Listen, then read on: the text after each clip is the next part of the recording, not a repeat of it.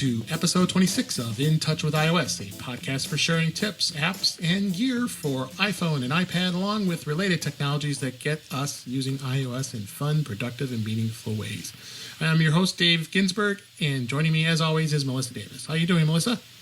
Good, good. How are you? You sound like you're getting ready to bet on a horse. I am. There you go. I knew it. I am. I didn't think I sounded that way. But she is fun. Right. I do podcast on betting horses, so glad you're here. Another week here. We're going to talk about some more stuff here. Got some good news stories that we're going to bring up this week, as well as we're going to talk a little bit more about some more the Safari tips we couldn't get to on the last episode, as well as some other good topics, as well as some great apps and who knows what else we'll come up with, right? Yep. So let's dig right in and let's talk about some of the news that had happened this past week. The first one that caught my eye was Google Play. They talked about it potentially is going to be changing and switching to what's called YouTube Remix, which YouTube also does have a YouTube Music app that you can get for your iPhone and iPad, and allows you to be able to listen to music similar to what you do like on Apple Music or Pandora or any of those types of services. But the Google Play Music streaming service has been around for quite a long time, but it did seem kind of silly to have two competing services that do basically the same thing. Very confusing, Confusing, yeah. And if you look at the article, we'll have a link in the show notes on the Mac Observer. Right now, if you look at what Apple offers right now, Apple Music and iTunes Match, which is still around. Apple Music, of course, is the subscription service. Allows you to be able to subscribe to music, and I like the Apple Music. I've been very happy with it, and it's nice to be able to listen to basically whatever you want and download whatever you want, which is nice while you have a subscription. But Google in itself, I think, has done a lot of changing as of late, as far as the way they are offering a lot of their entertainment. It's been pretty fragmented across their brand. So I think that's really what they're looking to do here, is to try to, brand it with YouTube. Is really, if you think about it, YouTube is probably the de facto place to go to find pretty much anything that relates to media, whether it be music, videos, whatnot.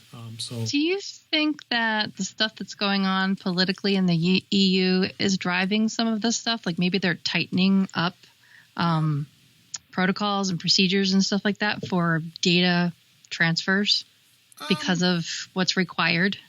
It's possible. I don't. In my opinion, I don't think it is, because most of what Google does with this, I think, is mostly in the U.S.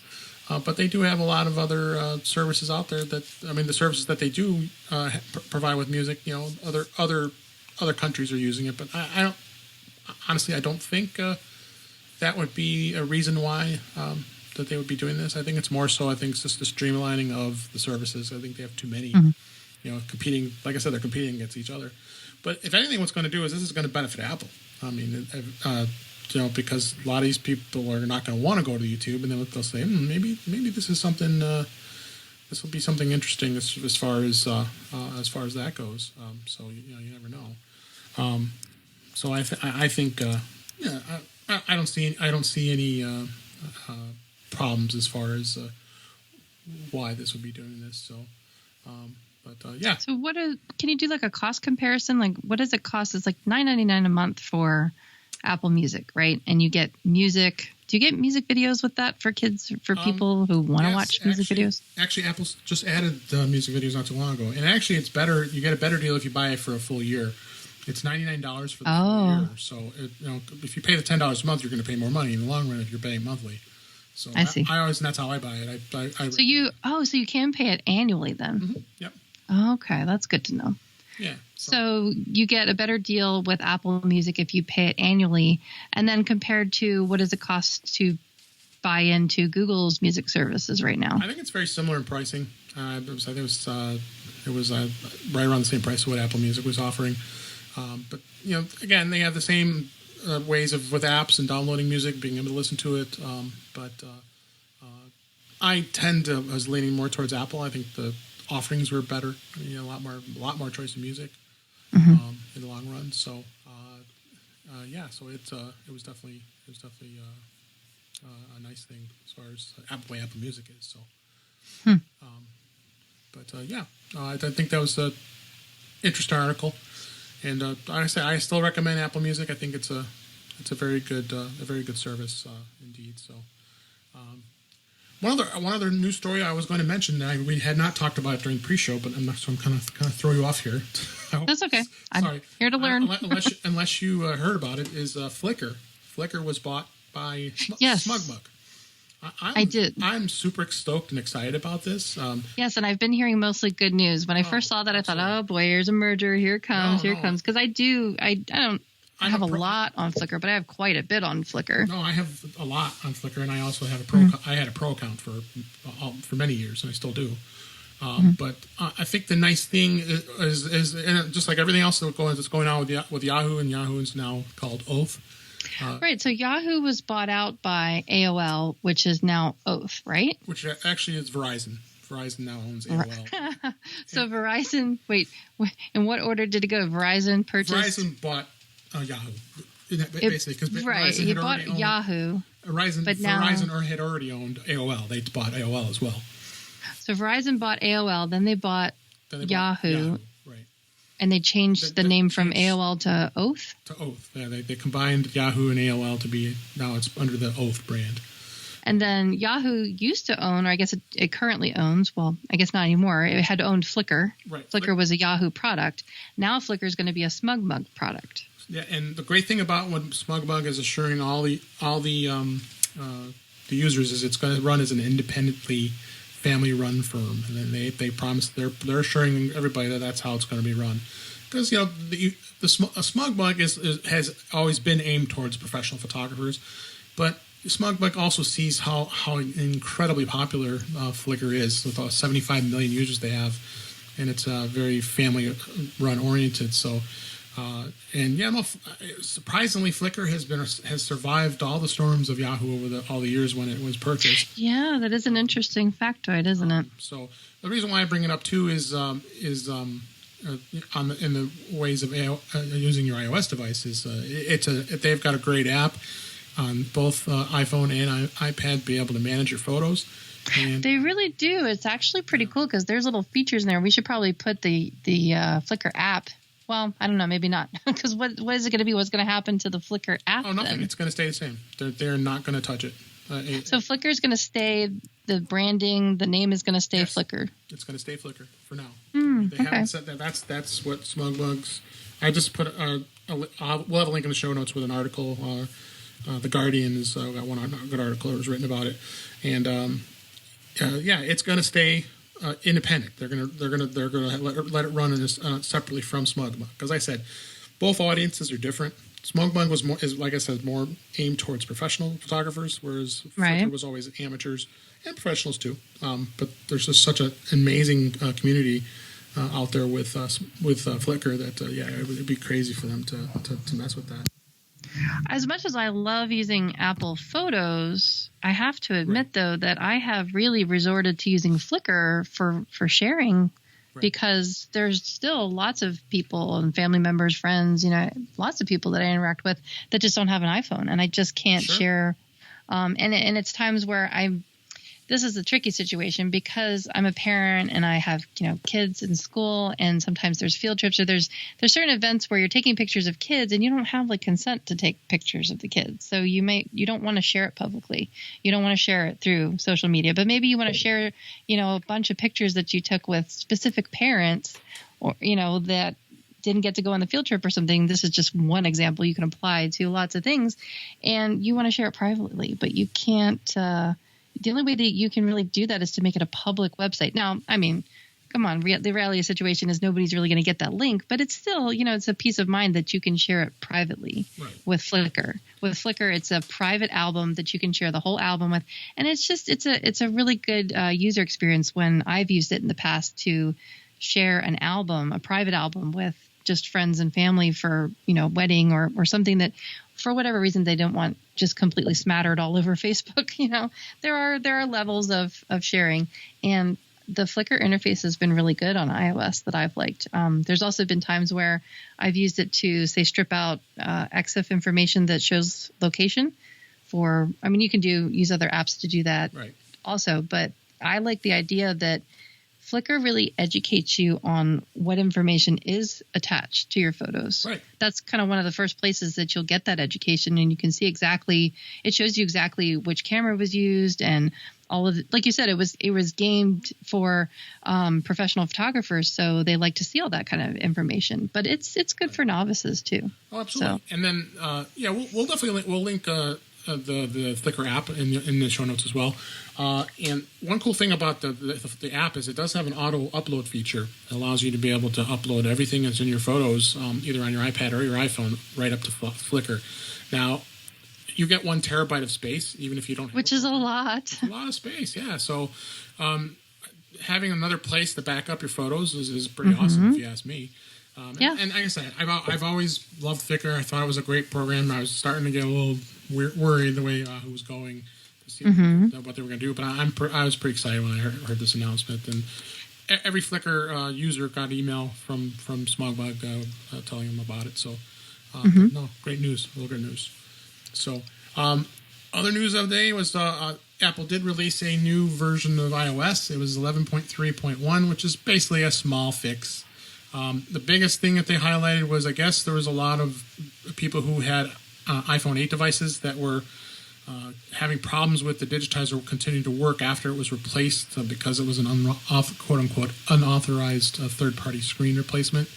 Oops. So they had to fix that in order for it to continue to work. So that fix is in there, and that's what's in the release notes. So we have a link to the article on Mac Observer relates to that. So I guess there was some compromised visual quality that may fail and not work correctly. So it's got that gosh darn Apple sometimes, I tell you. But it's a very small update.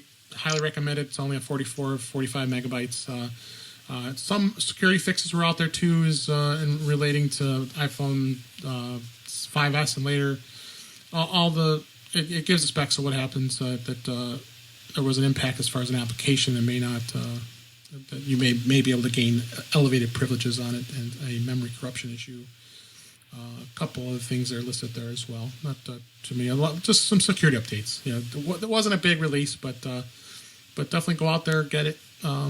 Make sure you update both your devices, and no problems with it. I've been running it for the last few days. It as we record this, it was just released, I believe, on Tuesday the 24th of April. So go out, get it, get your stuff updated. I want to add or piggyback off of the security part, because I love to talk about security. Sure. Because I did mention, and it reminded me of this when I asked you, if you thought the political kind of stuff going on in the EU or the tightening up of how, with the Facebook and the Cambridge data breach and all that kind of stuff, there's a lot of thought going around, and there's a lot of communications and emails that are being passed around or being sent out to people saying that, for example, Instagram, and one of my clients forwarded me this one. Is this legitimate? Like we were just talking about how Yahoo is now Oath. They want you to now accept new privacy terms when you go to log into Yahoo. And I want to take this timing now, since we're talking about security, to give everybody a little PSA that's listening.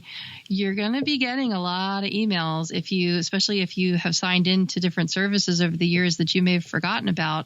But more and more services and companies are starting to send out emails that say something to the effect of, in an effort to comply with the new regulations, blah, blah, blah, blah, blah, here's our new terms of service, and here's what's changed, and here's a new privacy notice, and yada, yada, yada. Mm-hmm. What this raises a problem for is, though, it makes it really ripe for phishing. It's fishing season, so be really careful. Basically, the number one rule, I would say that the golden rule is just don't click on anything from an email if you can help it. There are some times where when you know that you've initiated something that required some kind of link to be sent, like, for example, if you signed up for a new account, you know that 9 times out of 10, they're going to send you an email that says, oh, you just signed up for this service. Can you please verify your email? Those kinds of links are okay to click on when they come within minutes of you making a choice about something.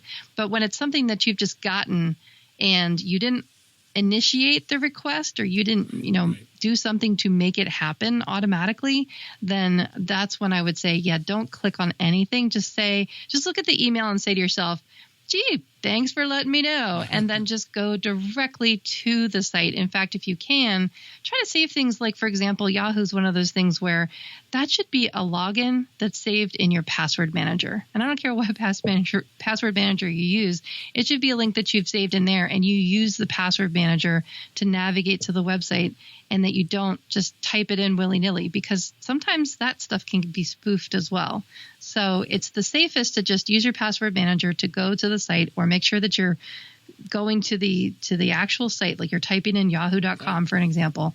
And then there is a place there where it'll tell you, yes, we have these new terms. We want you to click this button to say that you accept the new terms.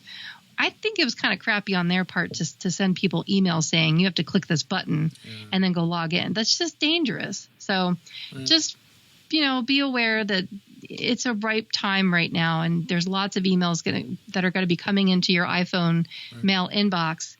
And it's really just easy and convenient to tap on those links. But I say do a little bit extra work and actually go and manually navigate to the site so that you're getting to the right place. Yeah, Twitter just started doing it. There was email sent. I saw the other day what Twitter with their privacy changes, as well as Facebook. Surprise. All the stuff they dealt with. Well, and Instagram, because Instagram is a Facebook product, and so they had to kind of re-explain things, a different way because they're trying to comply with following rules and regulations. So while it may be legitimate, it's still not safe. And now is a good time to practice those safety precautions by not clicking on it directly and just navigating to the site manually.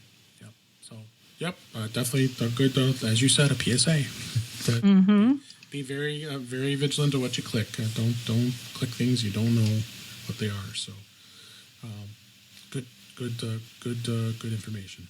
So let's say happy birthday to the Apple Watch. It's been 3 years. I can't. 3 years. Oh my goodness. Can't believe it. I've owned all three. Yeah. One for each year. One of the few I have. A few of the products I have owned every single one. It was back on April 24th, 2015, when the Apple Watch came out for the first time. It was I guess they called it the original Apple Watch. But then all of a sudden the Series 1 came out, and then the Series 2 came out.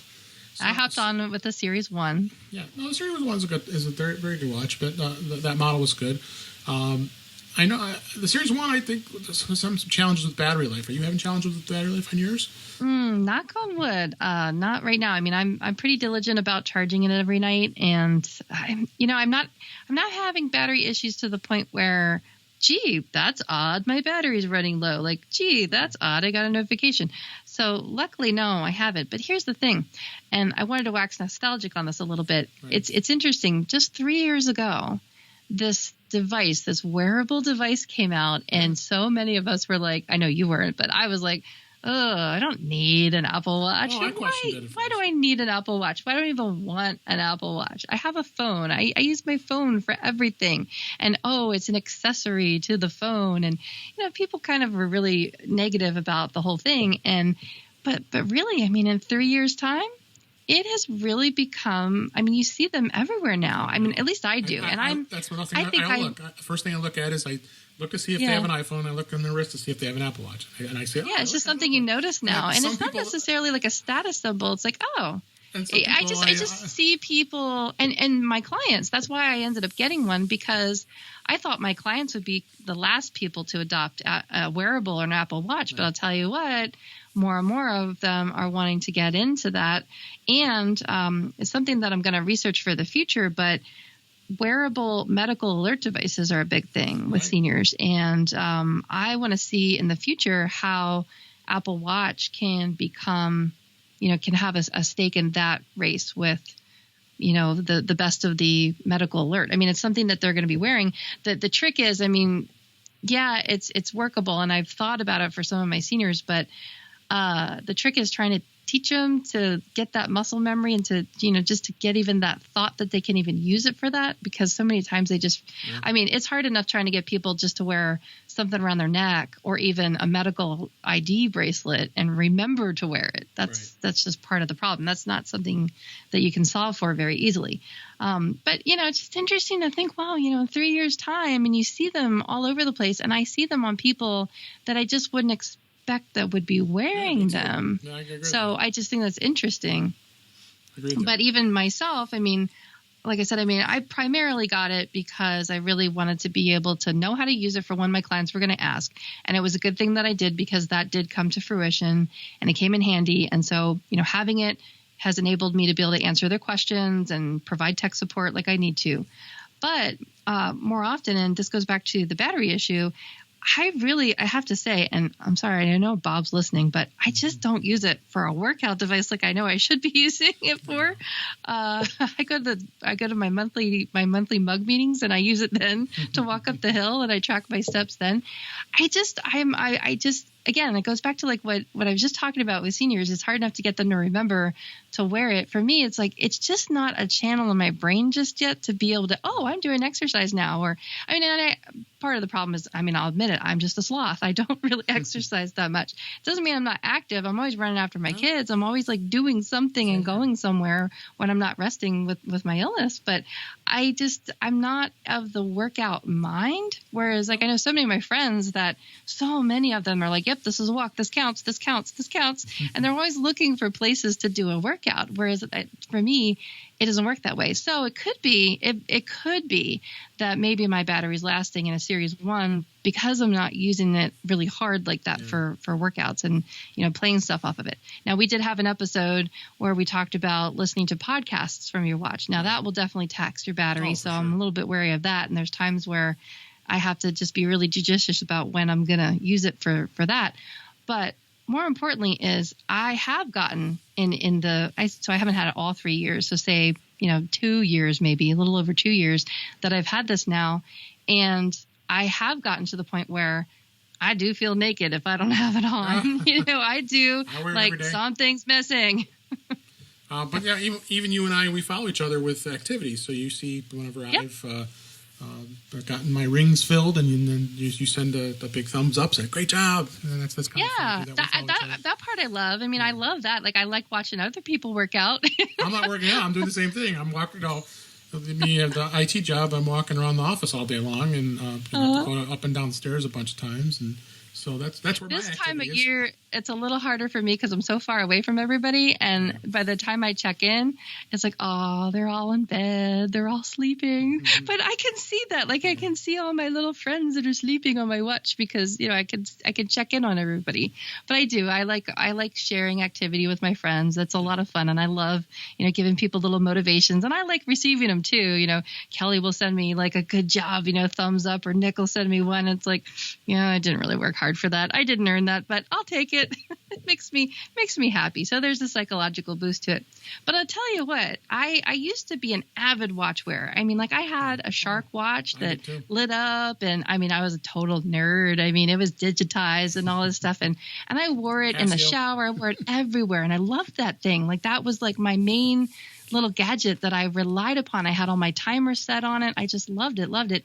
And then I stopped wearing it, probably when I got I stopped wearing it for a wedding one time. And then I think I went to a different watch or something. And it's just never the same ever again. And then I got a cell phone, and then that was my watch. And so I didn't wear a watch for the longest time. And now that I'm wearing one again, I feel like something's missing when I don't have it on, because I have come to rely on it, but not for the way that other people use it, not as a workout device. I use all the other features on it. I use the calendar. I use the timers a lot. I use that multi-timer app that we talked about. I have to use it for like parenting in the digital age, because with my kids and their homework, and I'm always setting like timers, okay, I got to have a timer for this one, because multi-timers, right? We don't have a multi-timer. Right. Built in the iPhone, do we? So, but you do have with apps on the watch. You can put an app on your iPhone too, but it's just way more fun and way more easier to just do it right there from your wrist, where you're used to doing it on a timekeeping device.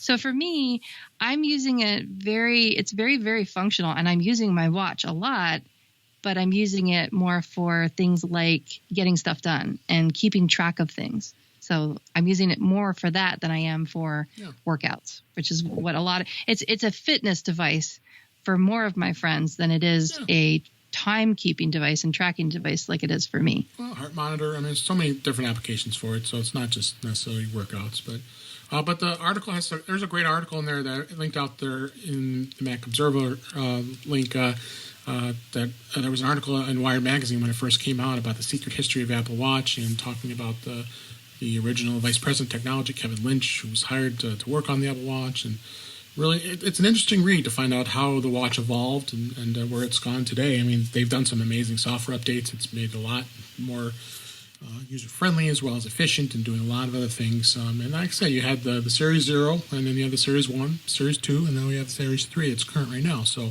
and software's been updated pretty frequently. 4.3.1, I think, is the current version of the OS, and a lot of great things that the watch can do. And then I take advantage of them. I mean, even the text messages has been great. I've turned on Twitter notifications for certain people. Of course, I have all your tweets I always watch. But, no, you poor thing. No, That'll kill your battery. Yeah, no, Renee Ritchie's what I do, and he kills my battery because he tweets a lot. I'll blame the cool thing is it does post up on the watch, and if I want to take a peek at it to see what's being talked about, you can do it. So I mean, there's endless amounts of ways that it can be used. So.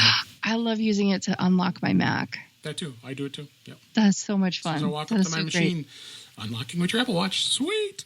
Yep. So yeah, take a look at the article. That was and say happy birthday. It's been 3 years. It's just, I mean, time has just flown by. It's just amazing where time has gone with everything with technology. It really is an incredible thing. I'm really resisting the urge to sing happy birthday to my watch. I won't do it. I just won't do it. Don't do it. All right, so that was some of the news articles that caught our eye. Let's dig into some of the topics we were going to talk about today. There was a couple of things that we missed from, like I said, the last episode for about. There's just so much. There just wasn't time to get it all in. So why don't you dig in and hit some of the other things that we weren't able to hit last time? It relates to Safari tips, including syncing tabs with iCloud and some other things too.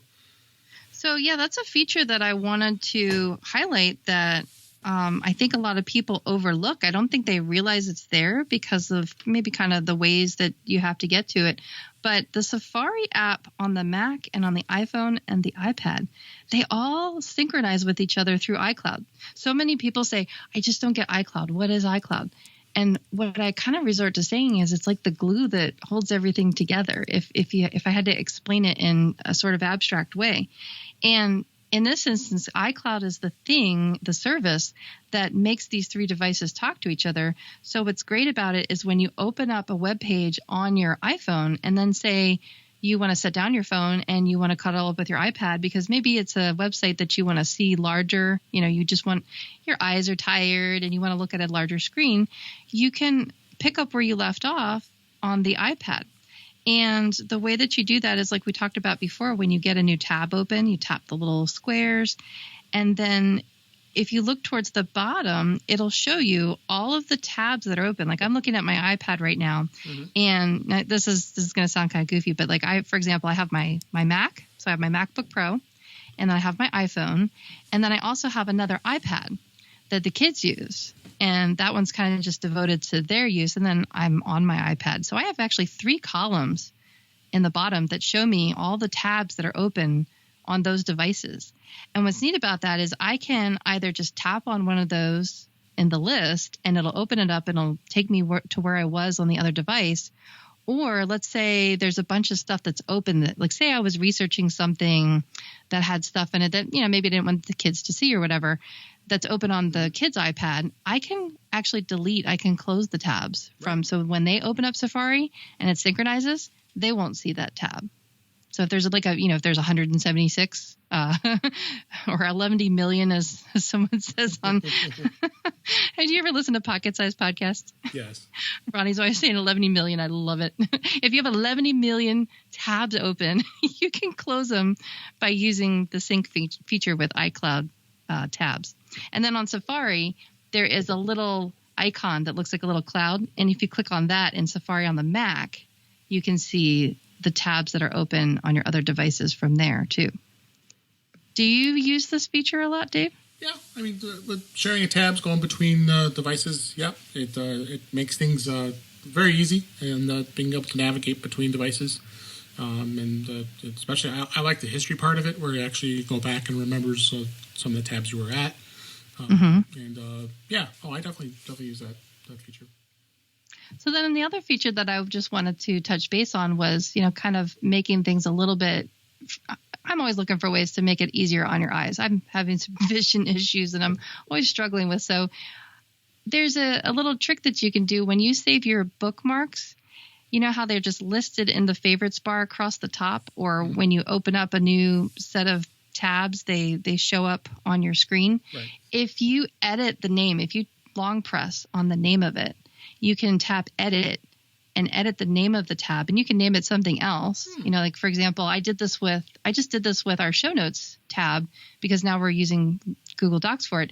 And what I did was I named it, how it's like a long name. It'll be like Google Drive / blah, blah, blah, blah, blah. Right. So if you long press and tap edit, you can change the name. So I just changed it to In Touch with iOS, or I just changed it to Show Notes. Right.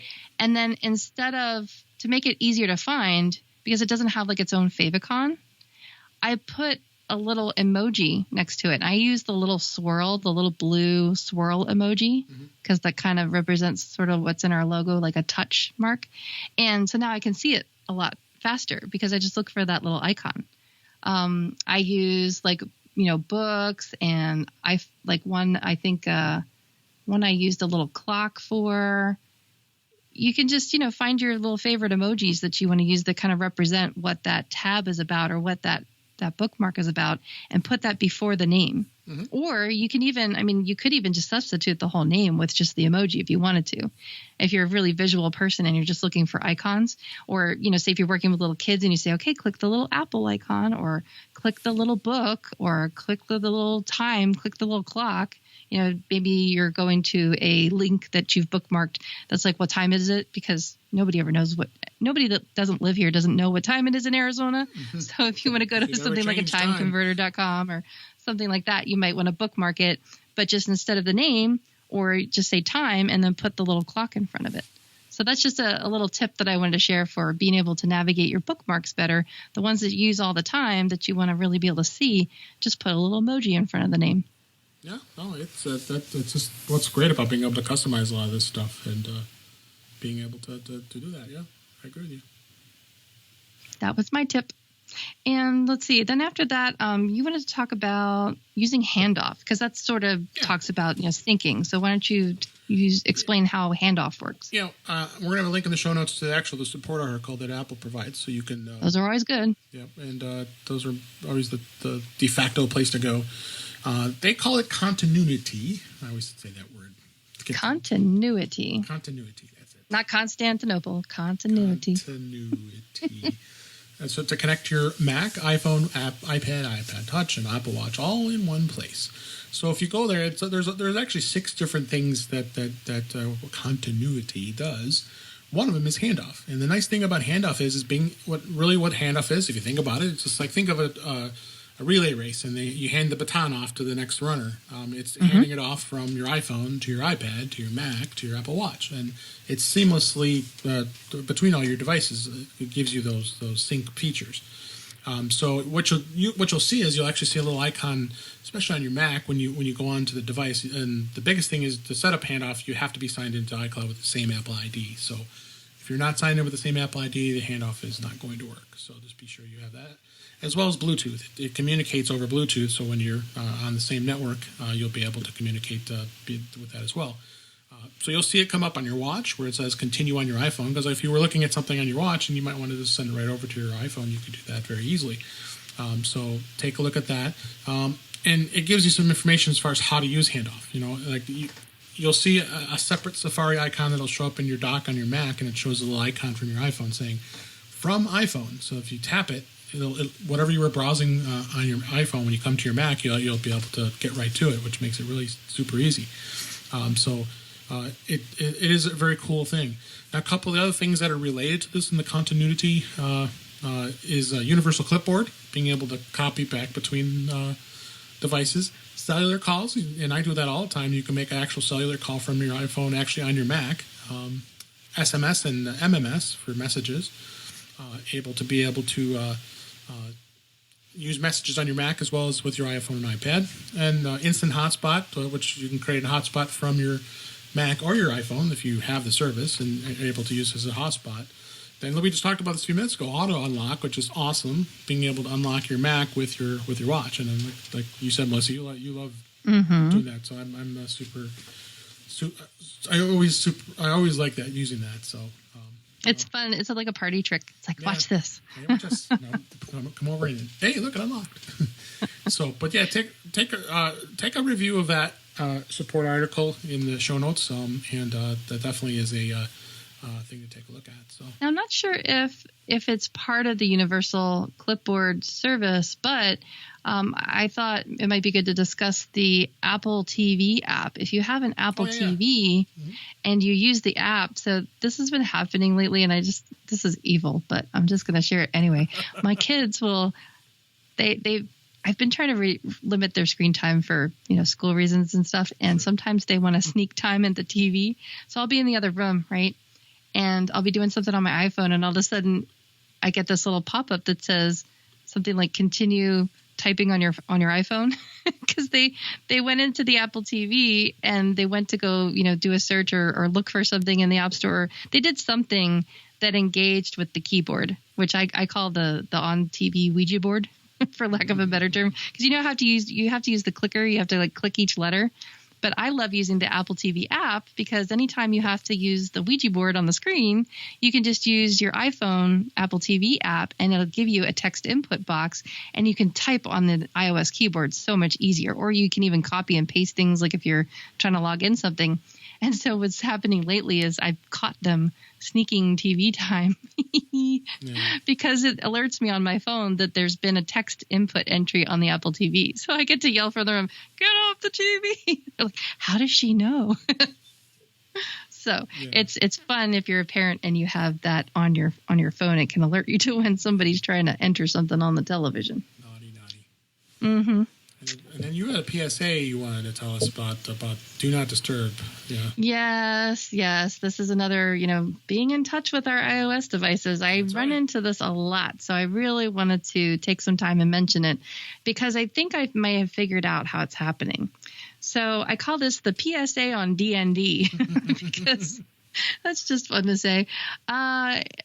DND stands for Do Not Disturb. And the way that you can get to Do Not Disturb is by sliding up on your iPhone and getting to the control center. Now, we slide up from the bottom on anything prior to an iPhone 10. And on an iPhone 10, you swipe down from the upper right-hand corner to get to the control center. But either way, when you get there, I witnessed somebody doing this, and I think what's happening is there's the brightness control it's like the little sun icon. And as they go to adjust the brightness, I think they're missing the mark a little bit, and they're tapping on the moon. Yep. And when you tap on that moon, that turns on Do Not Disturb. And you'll know that it's on because the little moon is purple. And now this is interesting. I want to ask you about this because on iPhones prior to the iPhone 10, when Do Not Disturb is enabled, you will see a little moon up at the top in the menu bar. But when I tried it with somebody that was on Verizon on an iPhone 10, the little moon did not show up. Well, the problem is because of the notch. It's not everything is visible up there, so you don't see it, and that is kind of a bummer. But I hope that they fix that or that they improve upon that somehow, because it's really handy to be able to see that little moon to know that Do Not Disturb is on. Because I'm just having a lot of my seniors are coming to me and saying, my iPhone isn't ringing. Like, I'm not hearing people texting me, and I'm not hearing phone calls, and it keeps going to voicemail. And it turns out that their phone is ringing, but they can't hear it because Do Not Disturb is enabled. And it's because they've enabled it accidentally. They didn't remember enabling it. And that's why I want to mention how I think it's happening accidentally, because now it's happening to people that I've taught explicitly. Yes, this is a feature that you can use to your advantage. I teach them to put it on, like if they're, say, going to go to a movie theater and they want it to silence their phone. Because, you have more and more people taking their phones into theaters and restaurants and stuff, and they might have it so that when it answers it, it goes directly to speakerphone, and that would be bad. So I'm trying to teach them, how to use some phone etiquette and how to use it. And so even the people that understand that it's a feature and it's there and it's a benefit to use it and they know how to use it, I think they're engaging it accidentally because they don't realize that they've tapped it, because then either they don't have the moon up there to let them know, or they just didn't know that you could look for a little moon up there. So it's just one of those things I wanted to have a PSA on. And you might hear me mention it over and over again, because it's just one of those things where it happens so easily and so often. And I just feel bad for people that don't understand that that's what it's doing. They just don't understand that to look there for that. Yeah, so I thought that was interesting, and I hope we look for that. I hope that in the newer versions of the iPhone 10 or newer iOS versions that they'll add something so that you can see the little moon up there. Because I'm trying to train people to point their eyeballs in that section, and that's muscle memory too.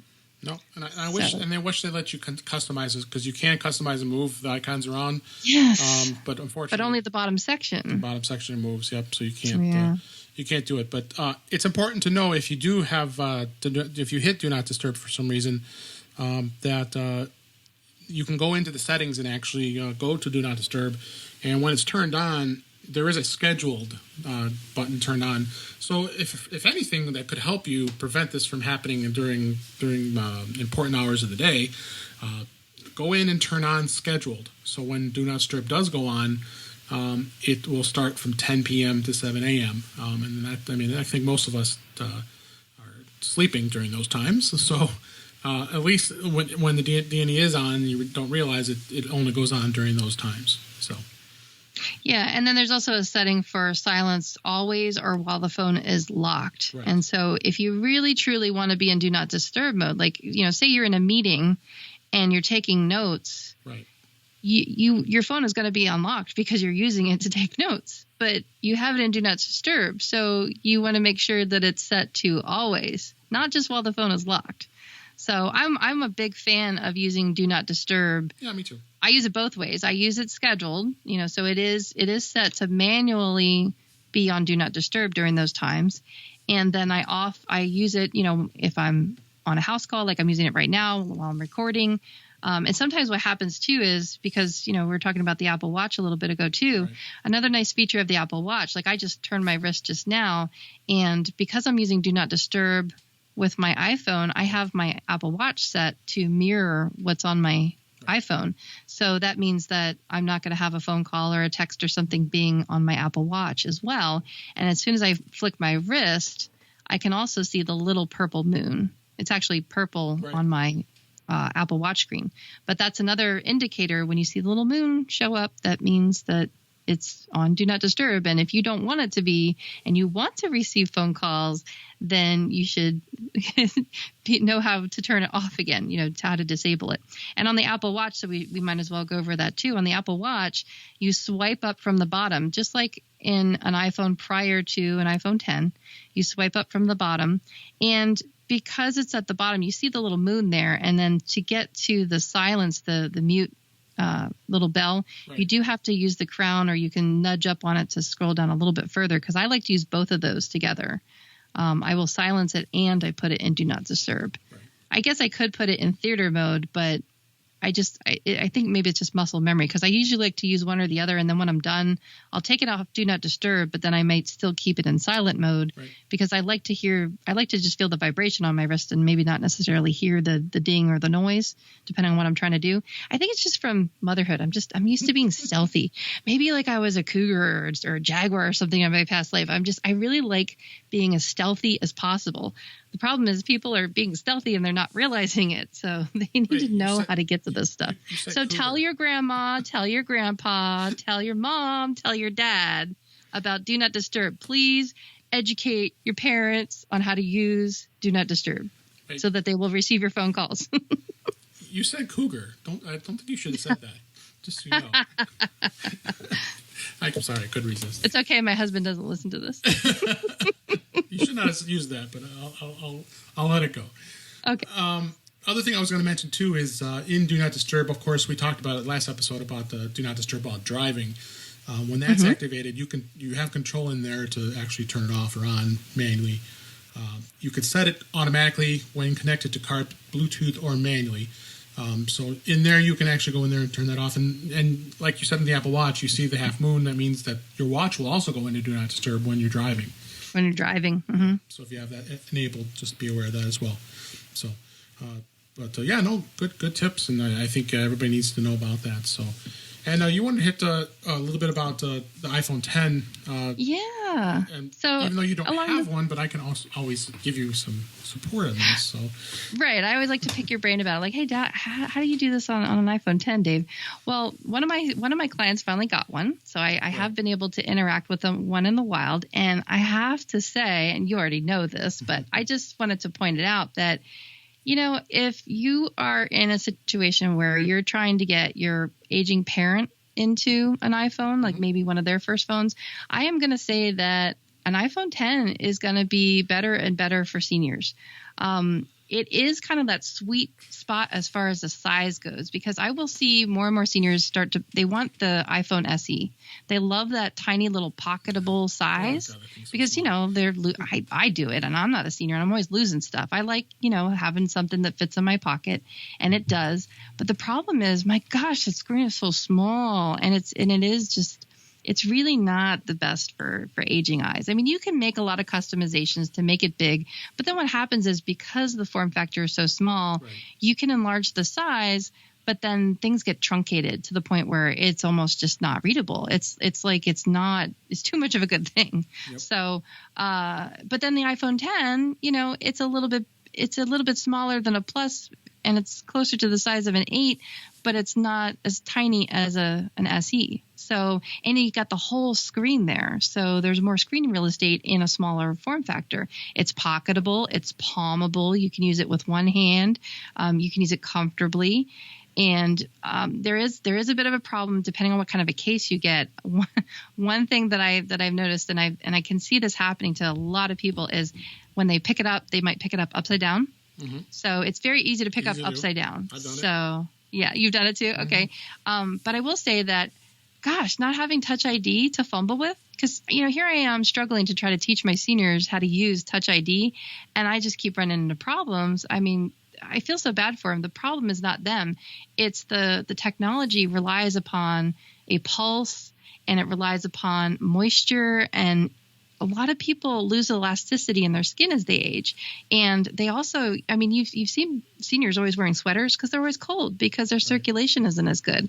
And so in their fingers, their hands are always ice cold, or their fingertips are always cold, or there's not enough moisture because their skin is so arid and it's dried out.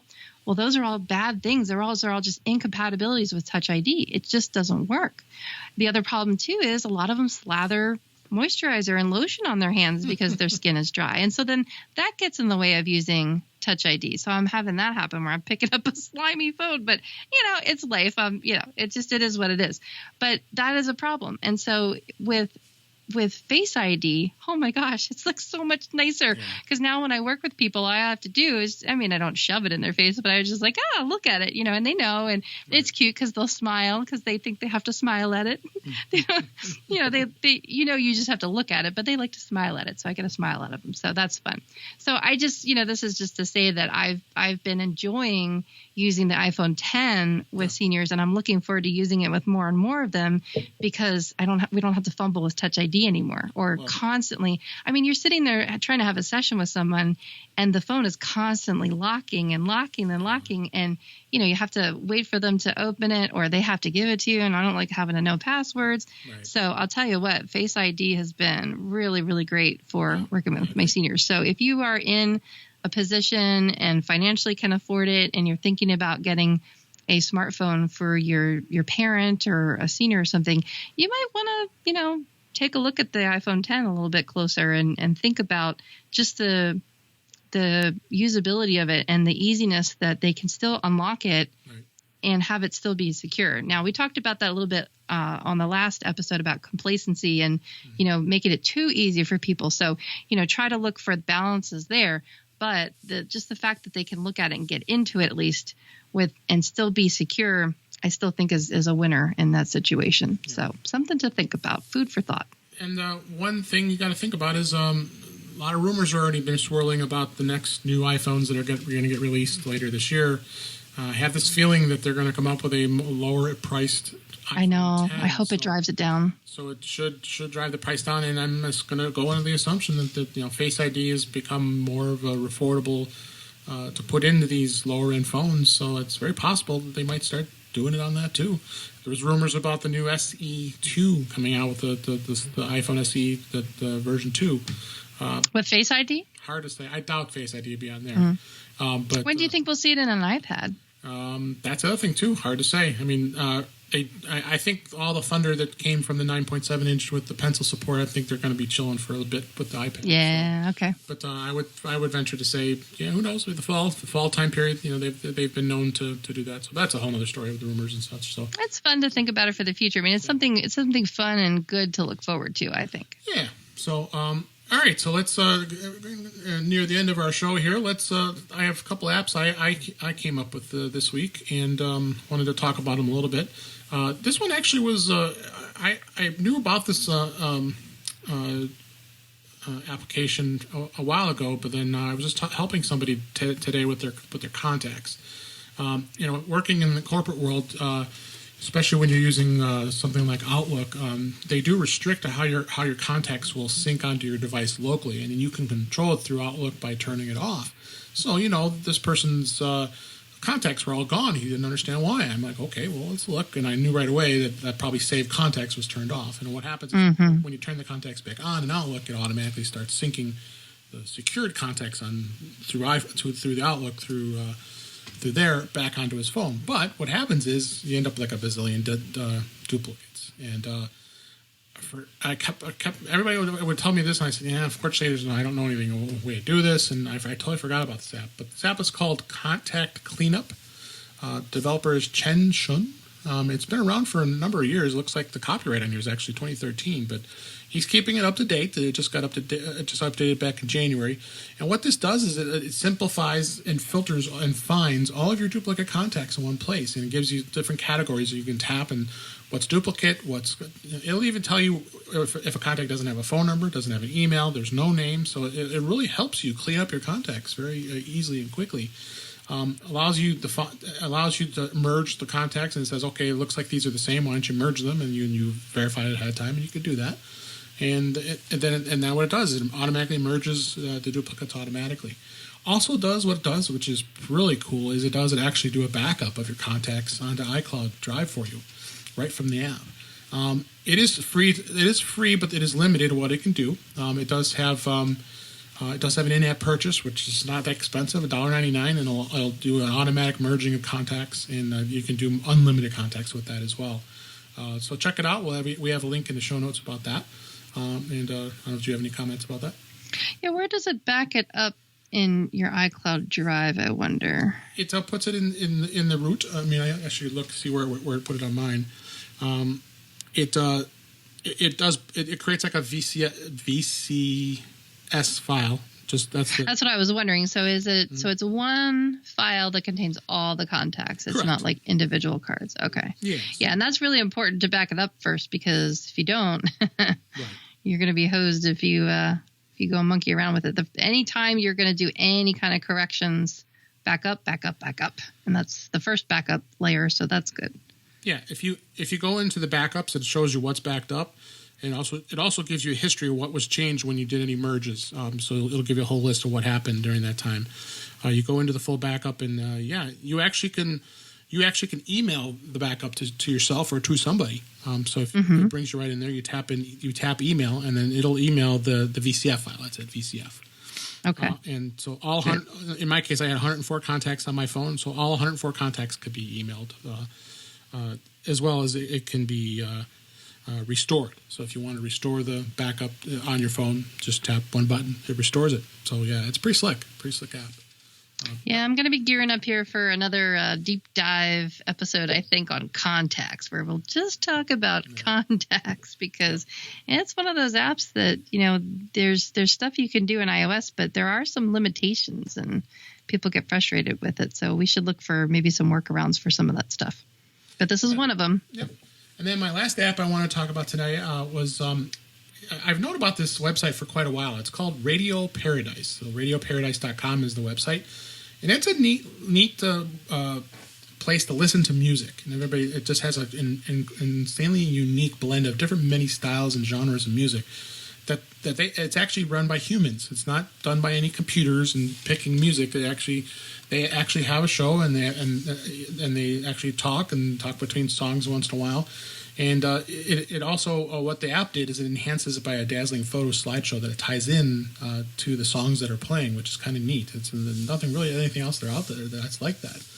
And it goes through all the different music genres, including modern classic rock, world music, electronica, even a little bit of classical and jazz, which is kind of neat. So it's really mixing all of the different genres all in one place. I kind of sometimes you like just you're sitting working on something, you want to just listen to music instead of listening to your Apple Music or any other the popular music. You can listen to this, and it's not. And like I said, there's no random computer playlists. It's got not much of any chatter. There's no commercials at all, which is awesome too. So I don't even know how they support with this, but it's a great app, and it's got a lot of good reviews. Again, this one's called Radio Paradise Slideshow. You could sign up and just sign up with your email, and I actually prefer to do that because then it gives you a little more customizations that you can be able to do and go in and do that, and be able to select a button called PSD. And I think we tried to figure out what that stands for at the beginning of the show. I think it was play something different. Is my guess. Play something different, and then allows you to. Or it could be play something, dude. No, I think it's different. So it allows you to be able to actually... I know what it is. It's play something, Dave. No. I don't think it's that. But when you do tap that button, it has play something menu comes up on the app, and it gives you mellow, rockin', or groove, and it'll tell you one song or 6 songs, and you can choose any of those 3 categories. So you can really control what you want to listen to. So check it out. It's absolutely free, which is we like free. We like to have every free apps and do that as well too. Is this our second episode in a row that hasn't cost our listeners anything? Well, the other app, if you want to get the full features, it's worth the $2. So. Yeah. Okay. So an in-app purchase. Yeah. Well, I'll give them that. So. Okay. All right. Was anything else you wanted to bring up before we wrap this up? No, I think we're going to put a bow on it. All right. So let me close us out here. And I really appreciate and thank you for listening. And we hope you are more in touch with iOS after hearing this episode. Subscribe to our podcast in your favorite podcatcher, including we are on TuneIn. You can listen to us on TuneIn, which I've been pretty excited about. And show your friends how to find us on Apple Podcasts, the Google Play Store, Stitcher, and then, like I said, we're now on TuneIn. We look forward to bringing you more useful information in future episodes. And I am Dave Ginsburg, and you can follow me on Twitter at DaveG65. And I'm Melissa Davis, and you can find me online all over at the Mac Mommy. And stay tuned and subscribed for future episodes. And thanks for listening.